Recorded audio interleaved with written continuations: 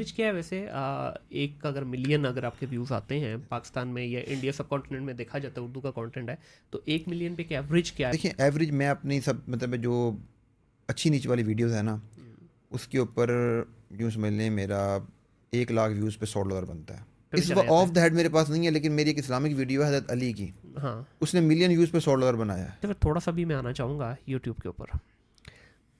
मैंने सुना है कि आपके पास को गिद्दड़ सिंह ही ऐसी है कि आप वो सुंघाते हैं और यूट्यूब का चैनल चलना शुरू हो जाता सर है। मैं ऐसे ही है? कॉमन सेंस यूज़ करता हूँ और ठीक है। कॉमन सेंस लेकिन कॉमन तो है ही नहीं कॉमन ना तो यहाँ। है नहीं, बस मेरी अप्रोच थोड़ी डिफरेंट है। ठीक है। हमारे पास जितने मैं देखता हूँ ज़्यादातर फोकस कर रहे होते हैं लोग, मैं ये नहीं कहता वो गलत कर रहे होते हैं, लेकिन वो मेरे अंदाजे के मुताबिक या मेरी स्टडीज़ के मुताबिक वो इतना मेजर पार्ट नहीं है। ठीक है। हम कंटेंट जब क्रिएशन की बात करते हैं ना सर, तो कंटेंट क्रिएशन का मतलब है हम कंटेंट बना रहे हैं ह्यूमंस के लिए, ह्यूमंस ने कंज्यूम करना है। अब क्योंकि मैं आईटी का बंदा हूँ तो मैंने एल्गोरिदम्स को पढ़ा हुआ है, मुझे एल्गोरिदम पढ़ने आते हैं, बनाने आते हैं। तो गूगल स्कॉलर्स की वेबसाइट पर जाएं, वहाँ पे यूट्यूब के सारे रिसर्च पेपर्स पढ़े हुए हैं, उन्होंने किस किस रिसर्च पेपर की बेस के ऊपर एल्गोरिदम को लिखा है या डिज़ाइन किया है। ठीक है। मैंने वो सारे पढ़े हैं बैठ के, उसके ऊपर टाइम लगाया। उसके बाद मैंने ये देखा कि यार ये जो जितने भी एल्गोरिदम्स हैं ना एआई के, इसके अंदर एक टेक्निक यूज होती है जिसको हम कहते हैं कोलैबोरेटिव फ़िल्टरिंग। ठीक है। अब कोलैबोरेटिव फ़िल्टरिंग 2 तरह की होती है, एक होती है यूज़र बेस्ड कोलैबोरेटिव फ़िल्टरिंग, एक होती है content based collaborative filtering. Okay. अब कंटेंट बेस्ड कोलैबोरेटिव फ़िल्टरिंग क्या होती है कि जब व्यूअर ने कोई कंटेंट देखा तो उसने कंटेंट के साथ कौन सा कंटेंट देखा। आपने एक वीडियो देखी फैसल बड़ैच साहब की हिस्ट्री ऑफ पाकिस्तान के ऊपर, उसके साथ ही आपने मुदस्सिर की एक वीडियो देख ली हिस्ट्री ऑफ पाकिस्तान के ऊपर, तो उन्हें पता लगा ये 2 वीडियोज़ इकट्ठी देखी गई हैं, इंटरेस्ट पता चल गया। इंटरेस्ट पता चल गया।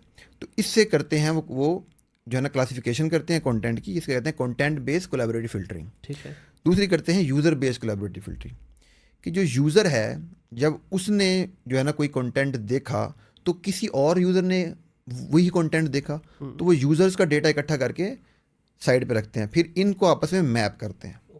This is how recommendation systems work. मैंने आपको बेसिक साइंस बता दिया है, हम इसको फर्दर कम्प्लेक्स कर सकते हैं, लेकिन यहाँ तक रखते हैं व्यूअर के लिए। फेसबुक है, टिकटॉक है, जब आप ये चीज़ समझ जाएंगे ना, फिर आपको पता लगेगा कि मैं कंटेंट यूट्यूब के लिए नहीं बना रहा, फेसबुक के लिए नहीं बना रहा, मैं कंटेंट बना रहा हूँ व्यूअर के लिए। ठीक है। लेकिन अभी मोस्टली केसेस में हमारा ये एक्सपीरियंस देखने में आता है, आपने भी शायद ये एक्सपीरियंस किया हो कि एक कंटेंट आपने बनाया, वो आपने सारे प्लेटफॉर्म के ऊपर पब्लिश कर दिया, डेफिनेटली उनकी रिक्वायरमेंट को पूरा करते हुए।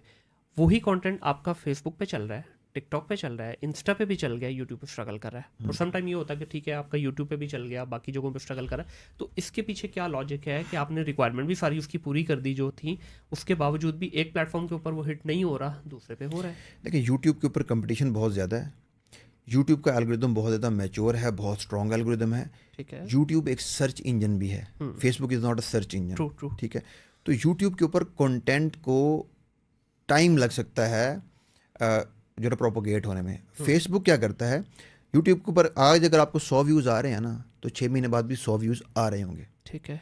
फेसबुक क्या करता है, आप कंटेंट पुश करेंगे, वो कंटेंट को इनिशियल में व्यूज़ देगा, उसके बाद एक टाइम पे आके व्यूज़ स्टैग्नेंट कर देगा, फिर हो सकता है 6 महीने बाद वो वीडियो दोबारा उठ जाए, हो सकता है ना उठे। ऐसे है। ठीक है, तो क्योंकि अच्छा यूट्यूब पे वीडियो दोबारा कैसे उठ सकती है, सर्च की बेस के ऊपर उठ जाती है। बाद दफ़ा लोग सर्च करते करते उस वीडियो की परफॉर्मेंस अच्छी होती है तो एल्गोरिथम उसको चांस दे देता है।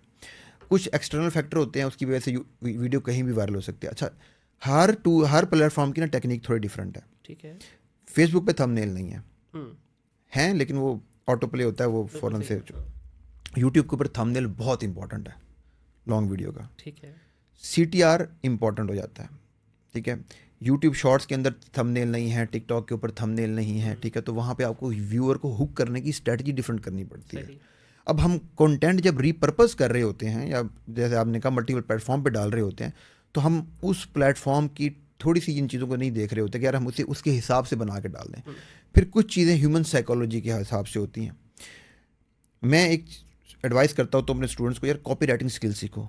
ठीक है, कॉपी राइटिंग स्किल्स क्या है कि बड़ी बात को थोड़े अल्फाज में कैसे करना है, इंपॉर्टेंट बना के। लेकिन यूट्यूब के ऊपर तो उल्टा चलता है, छोटी बात को बड़ा भी नहीं, थंबनेल के ऊपर लिखने के अच्छा, लिए, लिखने की बात। ठीक है, थंबनेल के ऊपर लिखने के लिए। क्यों?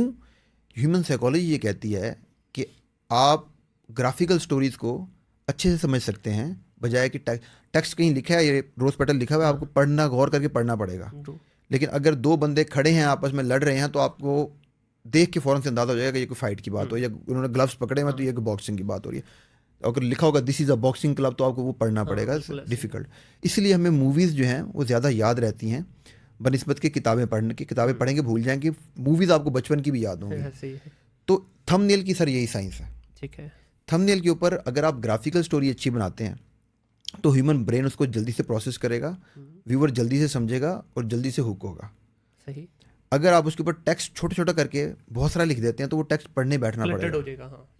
मेरी कोशिश ये होती है कि ग्राफिकल स्टोरी हो, 1 या 2 वर्ड का टेक्स्ट हो, कॉपी राइटिंग टेक्निक को इस्तेमाल करते हुए छोटा सा हो, इंटरेस्टिंग को हुक करे व्यूअर को, ठीक है। जाके 1 सेकंड से कम का टाइम होता है यूट्यूब की अपनी एक रिसर्च के मुताबिक ना थंबनेल को प्रोसेस करने के लिए व्यूअर के पास। ठीक है। तो आप थंबनेल बड़ा इंपॉर्टेंट हो गया। अब अगर आपका थंबनेल अच्छा नहीं बना तो आपकी वीडियो कितनी ही अच्छी बनी है आपकी वीडियो ज़ाया होगी, ठीक है। क्योंकि थंबनेल इज़ द डोर।